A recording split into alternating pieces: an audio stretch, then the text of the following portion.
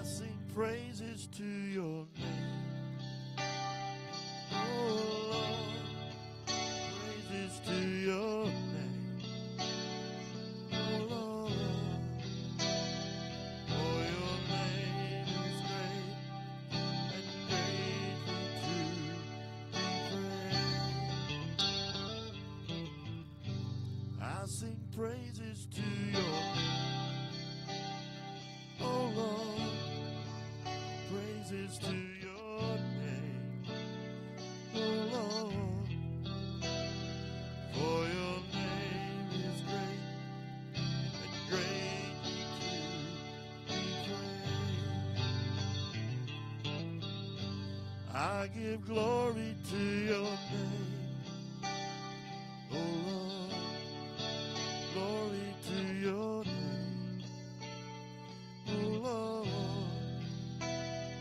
for your name is great, greatly to be praised. I sing praises to your name. Oh Lord, praises to your name. Oh Lord, for your name is great and greatly to be praised. I sing praises to your name. Oh Lord, praises to your name. Oh Lord, for your name is great and greatly to be praised. I give glory to your name. Oh Lord, glory to your name. Oh Lord, for your name is great, greatly to be praised. For your name is great and greatly to be praised.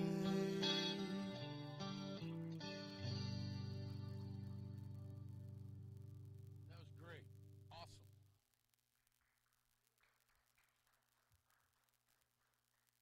How's everybody tonight?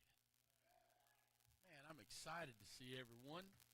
And let's go ahead and open up. Am I on? Yes. A little bit, maybe. Okay. So, anyway, let's go ahead and open up the way we always do with a serenity prayer. God, grant me the serenity to accept the things I cannot change, courage to change the things I can, and the wisdom to know the difference. And y'all know what that means a lot of times, right? What's the best thing we can do to do that sometimes? Just shut up, right? And just say, okay. Maybe the wisdom here is for me to believe that you got a better way to handle this than I do. Y'all ever been there? Yeah, I have, that's for sure. Like last night. But at any rate, just keeping it real, right? So here's the thing. Let's talk about don't think less of yourself, think of yourself less.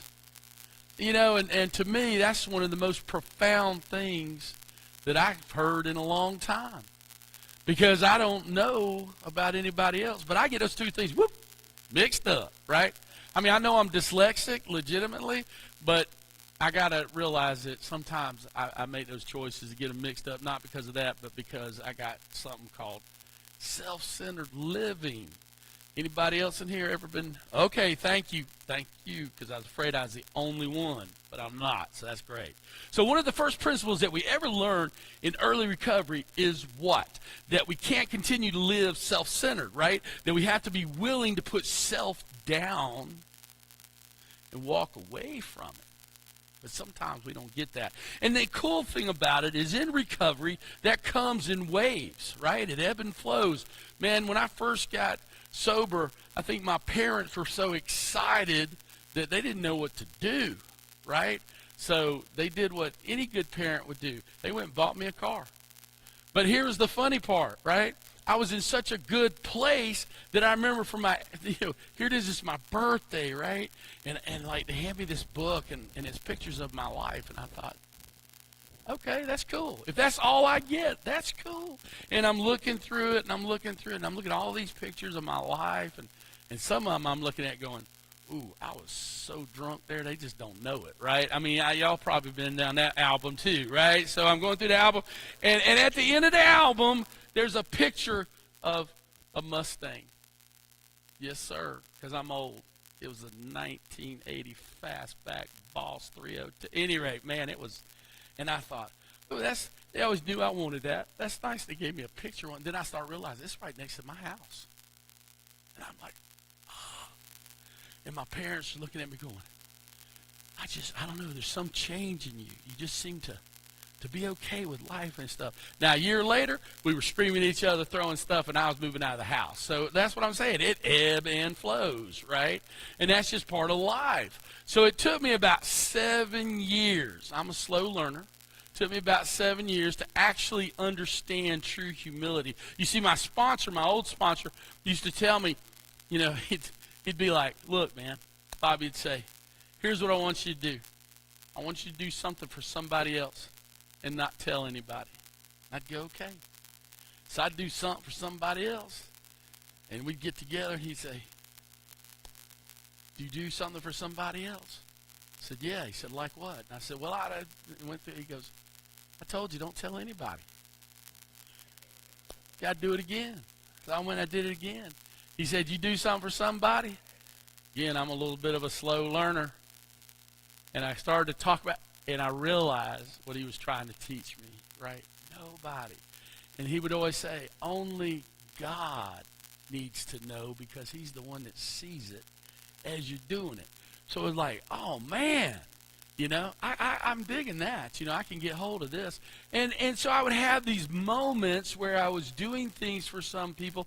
And I started realizing, I remember, man, Lord Jesus, God forgive me.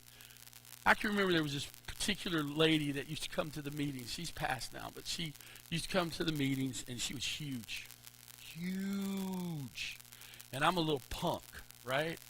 And she goes, come give me a big hug. And I'm like, that ain't happening. My sponsor pulled me to the side and explained to me I would never disrespect a woman like that again, and that I would make sure every time that woman walked in that room, I would love her and hug her.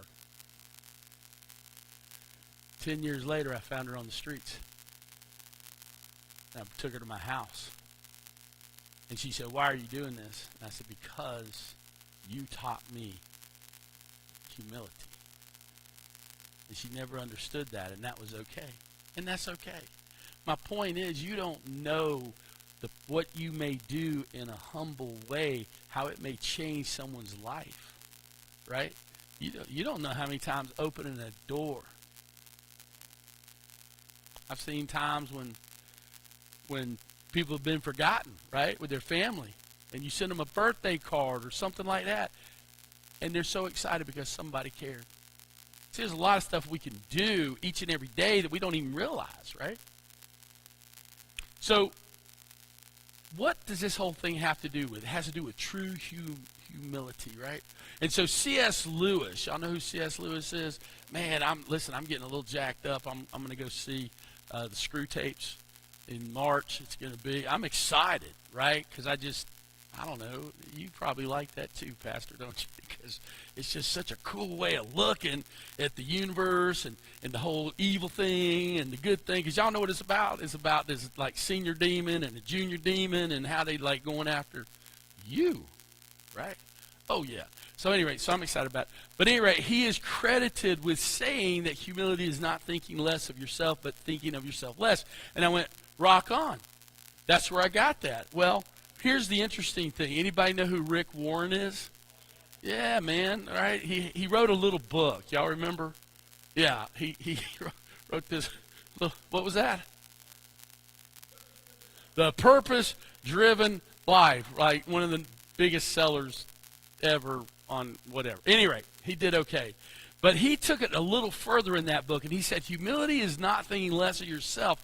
Humility is always thinking of others first. Now, all you people who are in, I'm looking right at you, all those people who are in some type of codependency recovery, please don't, well, I don't care if you write me or not, but don't write me going, well, that's just codependent behavior. No, it's not.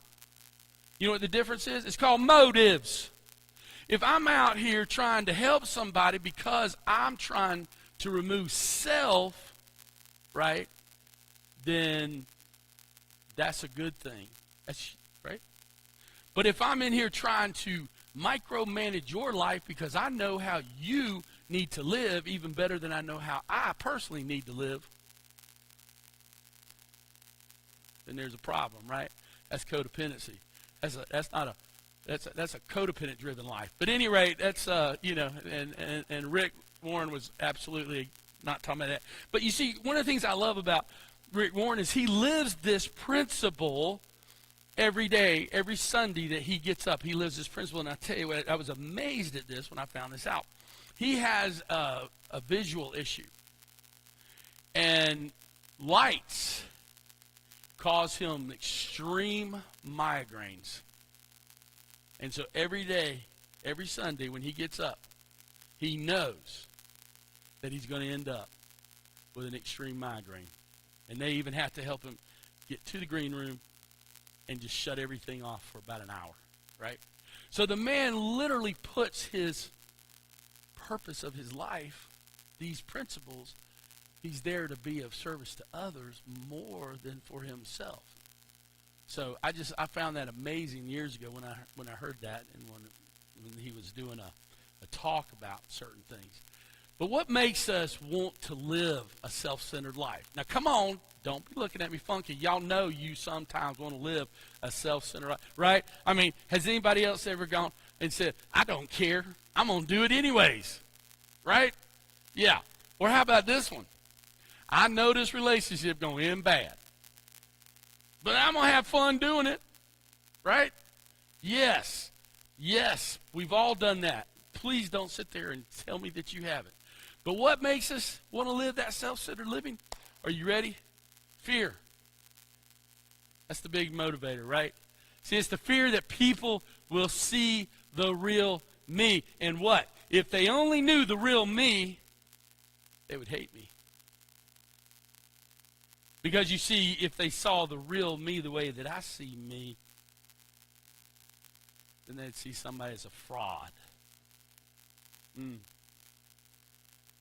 It's interesting. I'm doing a lot of research right now on some narcissism and things like that. And what's interesting is the way that you stop that behavior is you do expose them.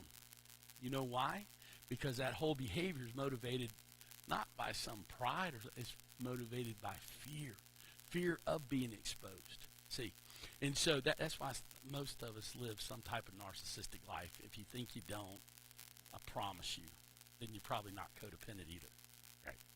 But the truth is that we have to begin to understand that it doesn't matter how we see ourselves, and it certainly doesn't matter how we're trying to portray ourselves, right? Yeah. So let's get down to facts and that kind of stuff. So last night I was dealing with something, and I was really upset about it. And the bad part with me is I tell everybody, please don't tell me anything after 4 o'clock in the afternoon, because there's nothing I can do about it. Tell me the next day. And I got hit with some news, and I was up, and I was up, and I was up, because what do you think I was doing?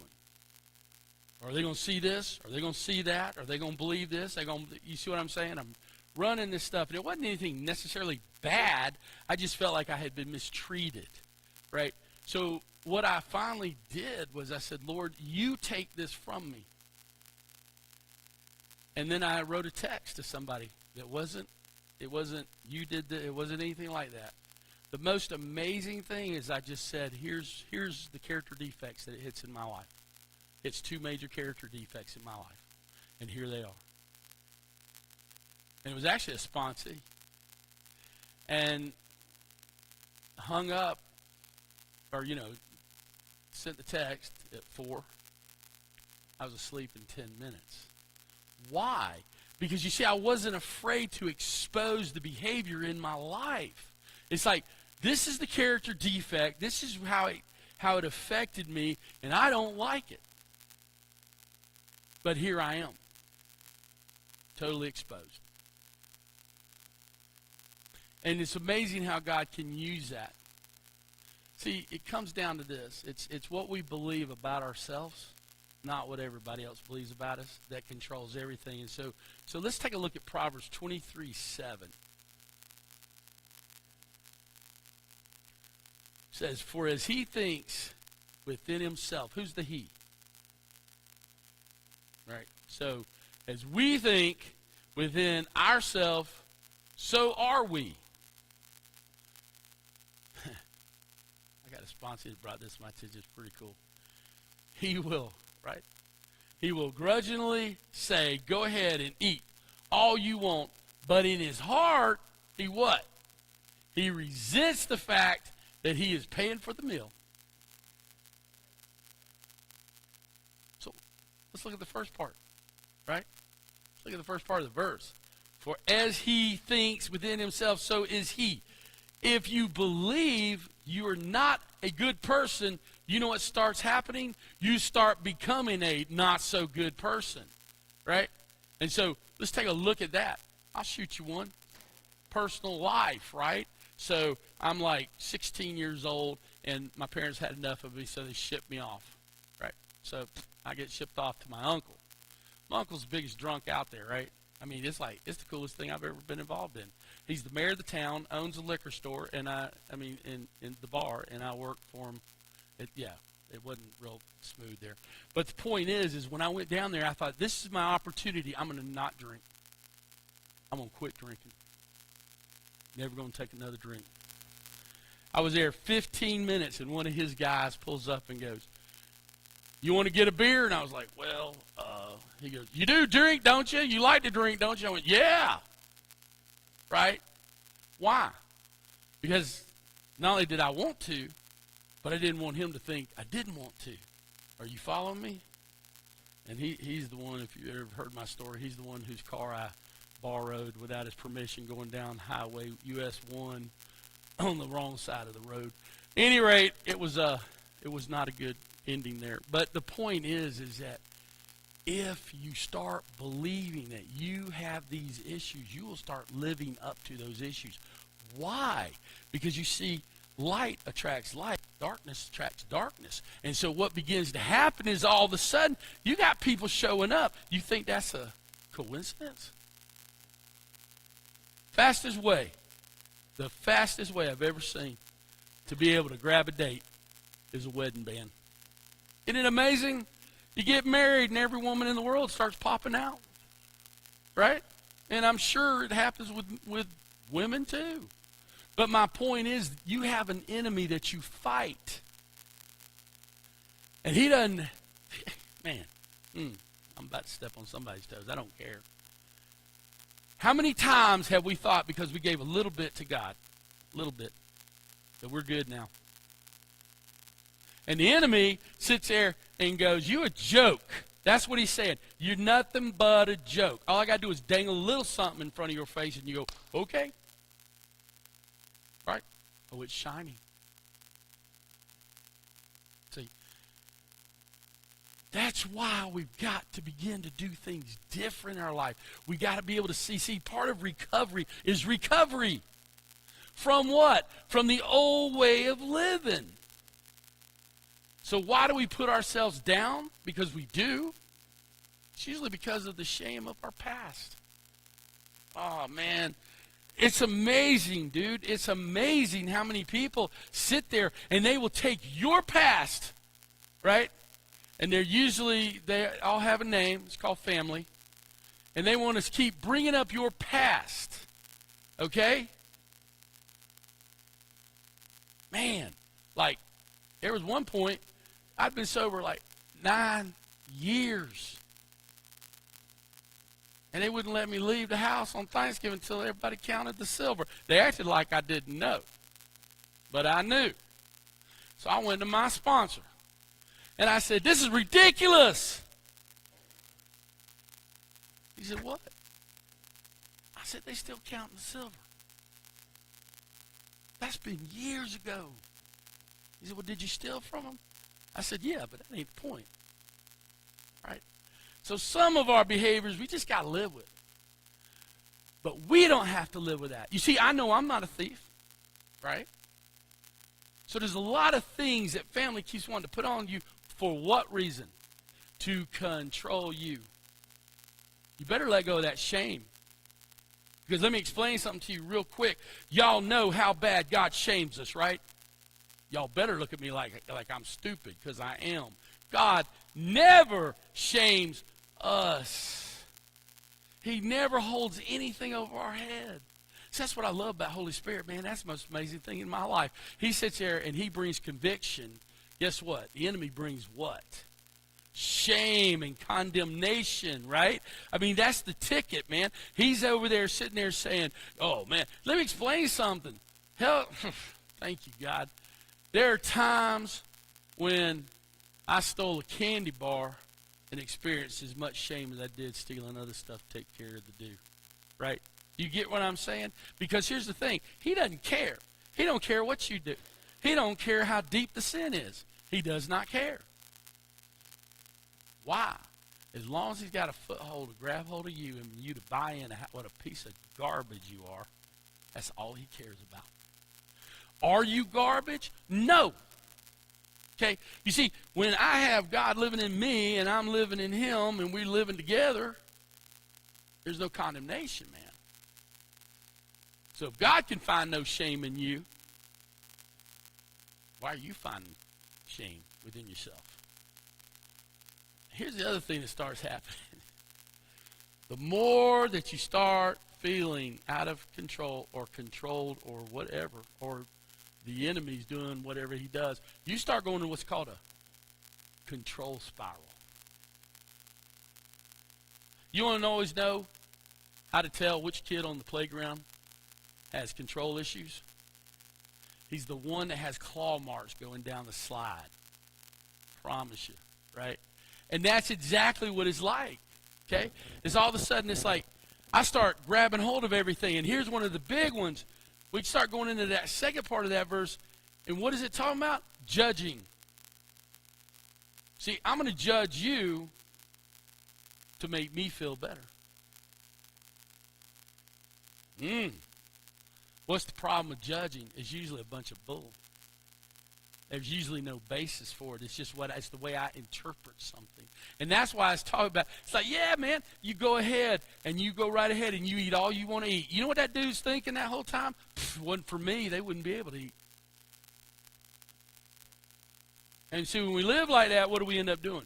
Resenting having to take care of somebody.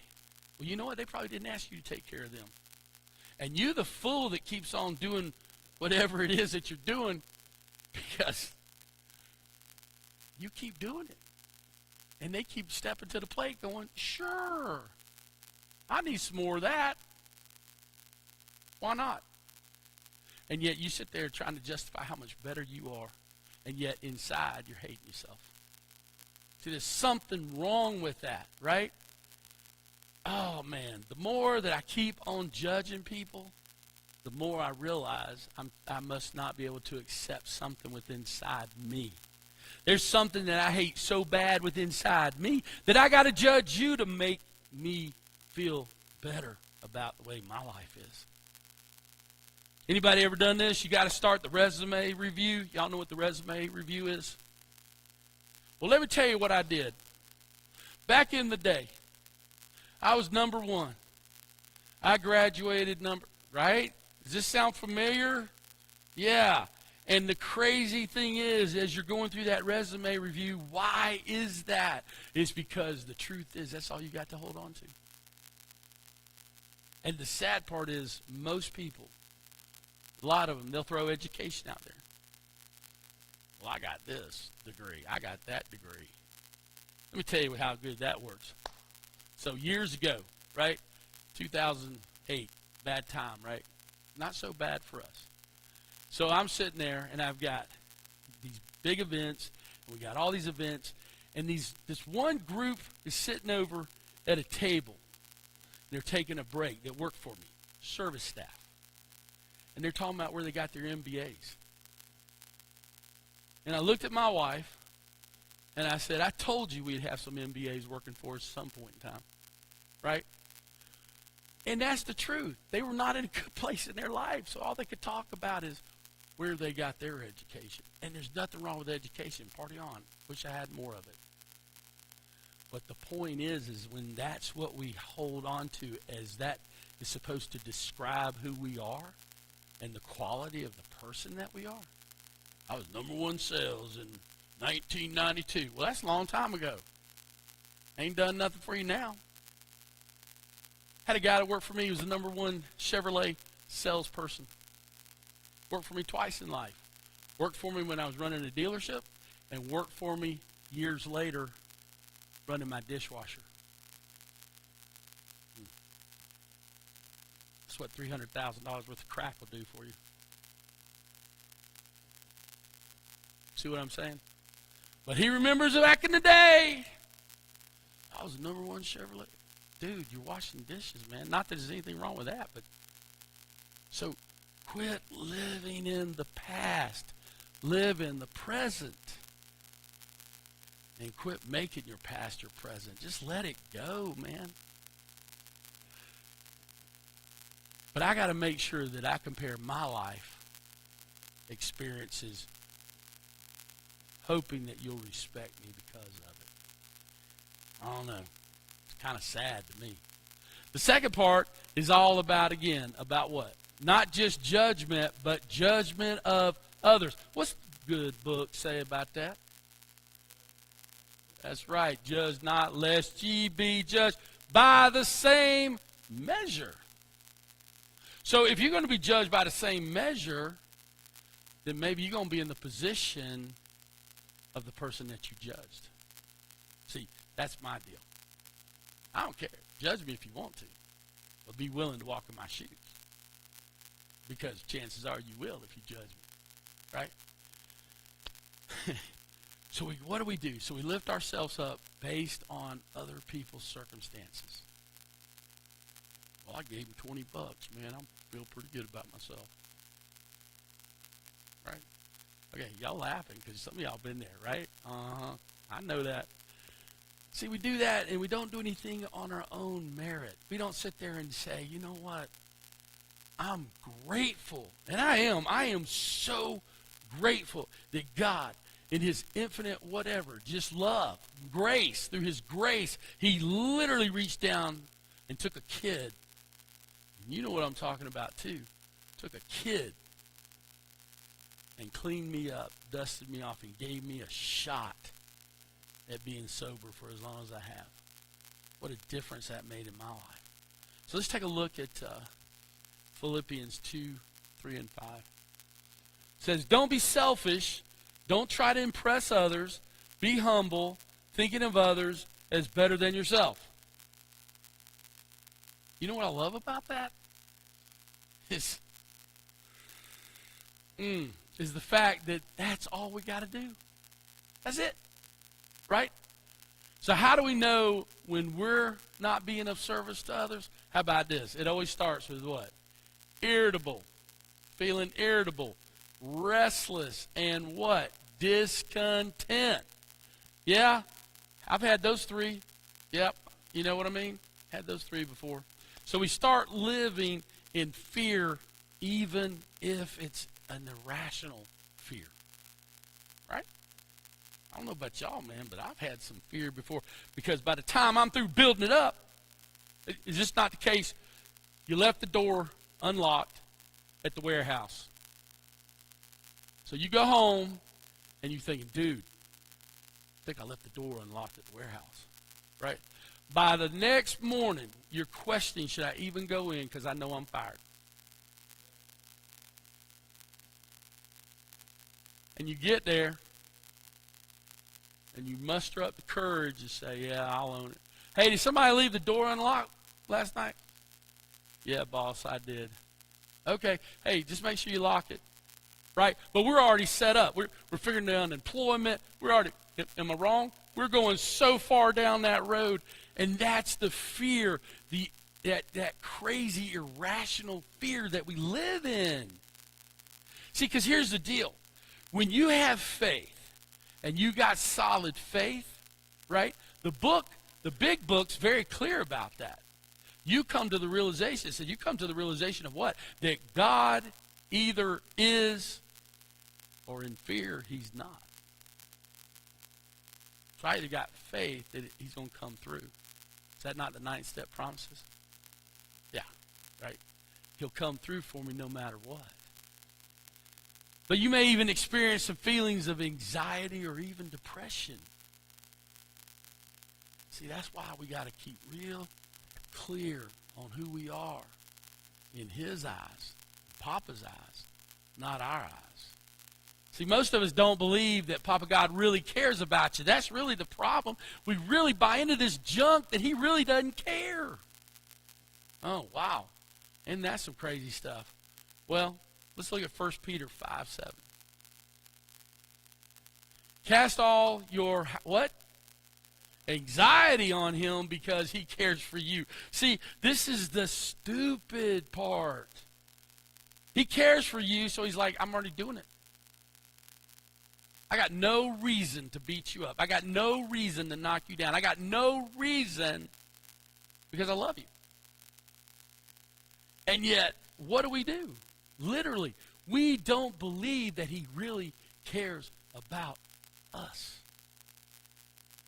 Because if we did, we'd go. Man, I've been worried about this contract. I was worried about his contract. Finally, I was like, you know what, God, I don't know. We're just going to keep moving forward. Contract comes through, it comes through. And they're 8 weeks late sending me a contract. It's a big contract. I'm like, I'm just keep on moving on. I'm not going to stop doing, because you know what, God, you love me enough to where if this ain't it, I guess it's something else. Contract came through today. Isn't that good? And you want to know what's so funny? Is I hadn't even checked my email in the last week to see if it's come through. It came through 2 days ago. I looked at it today. All right? And I thought, that's cool. I'm studying today. I'll read it over tomorrow. You see what I'm saying? And what a comfort. See, I was all tied up, twisted, mind messed up. And you know what I started feeling? Irritable. Oh, yeah. Woo! Just ask my wife how irritable I've been. Discontent. Couldn't get comfortable. You ever been in something? It's like you watch TV. It's like this. Right? Why? Can't get comfortable with it. Can't get comfortable with anything. Total discontent. And yet when I said, okay, Papa God, you know what? You told me you're going to give this to me. I believe you're going to give this to me. It's even been prophesied I'm going to get this. I believe it. So you know what? I'm good with it. And laid it down about 3 weeks ago. Pastor's been praying for it. People have been praying for it. There it is. Because why? Because he wants to do this for you. He has nothing but want to do things for you. But you know what I love best about this verse? Is that it's short and simple, man. It ain't hard. Cast all your what? Anxiety. What is anxiety? Come on, talk to me a little bit. What's anxiety? Fear. What else is it? It's a feeling of hopelessness. What else is it? Anybody ever had an anxiety attack? Woo, man, you start feeling like what? Like the world is closing in on you. Am I wrong? So he sits there and he says, look, dude, get rid of the whole freaking anxiety. Just drop it, dude. Just drop it. And I'll take care of it. Why? Because I care for you.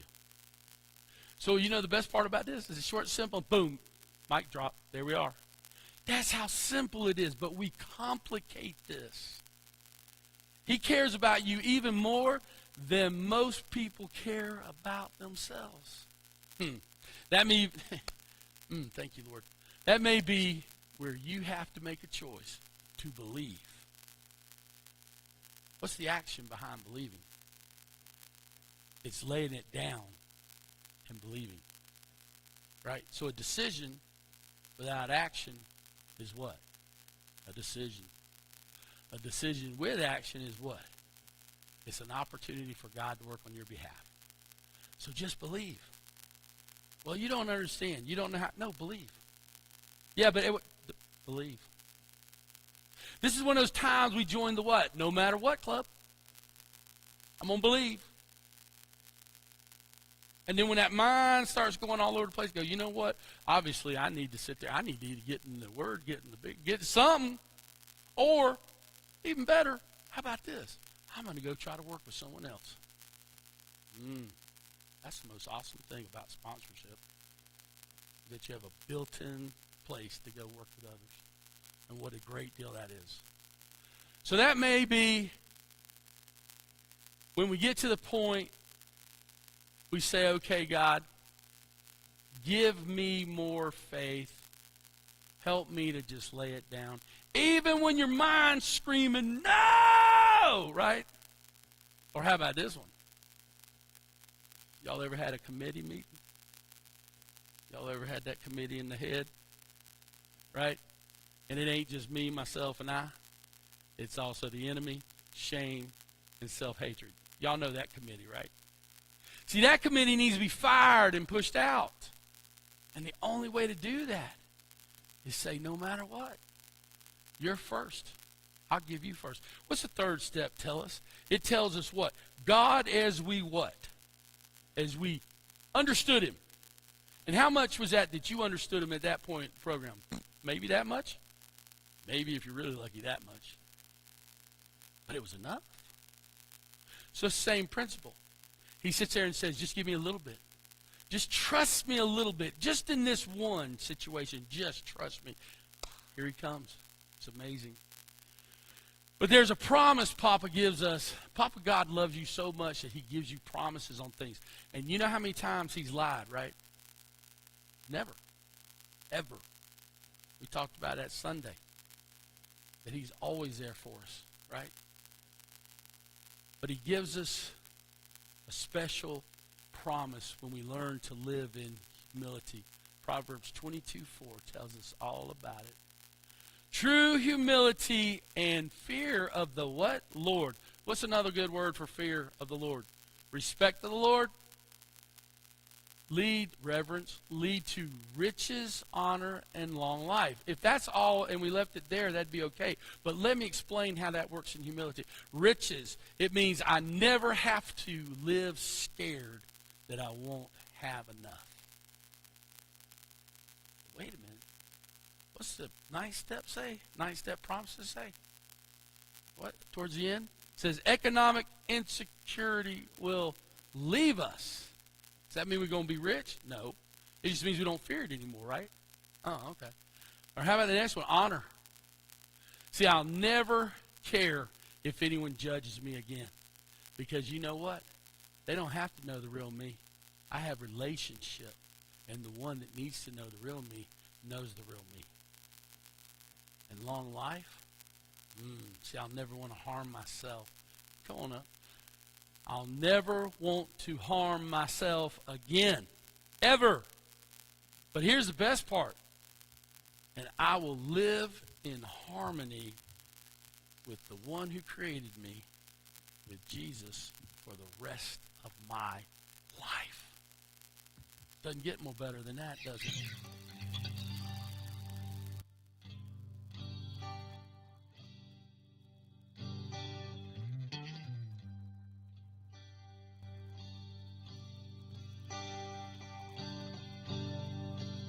Draw me close to you.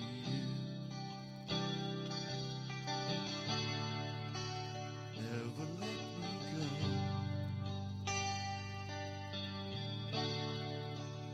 Lay it all down. Hear you say that I'm your friend. You are my desire.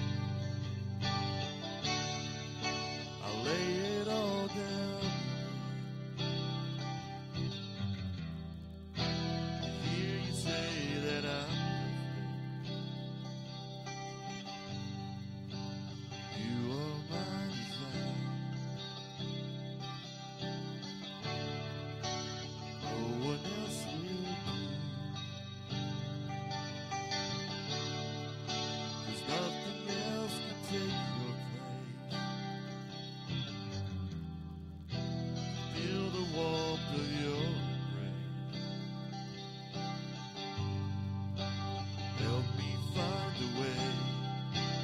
Bring me back to you.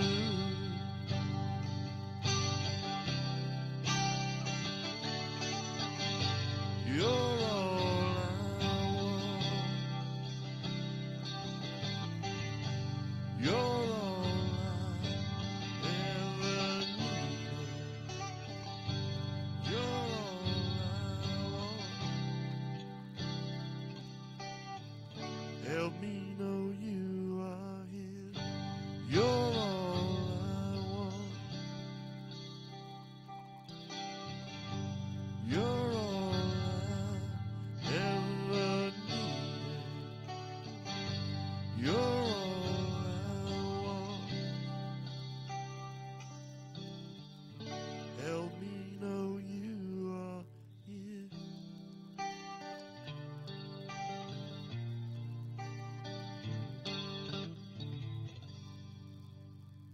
All right. All right, let's go ahead and close it out the way that we normally do. So, who's the only one who can teach us true humility? Our Father, who art in heaven, hallowed be thy name. Thy kingdom come, thy will be done on earth as it is in heaven. And give us this day our daily bread, and forgive us our trespasses as we forgive those who trespass against us. Lead us away from temptation. Deliver us from evil. For thine is the kingdom, the power, and the glory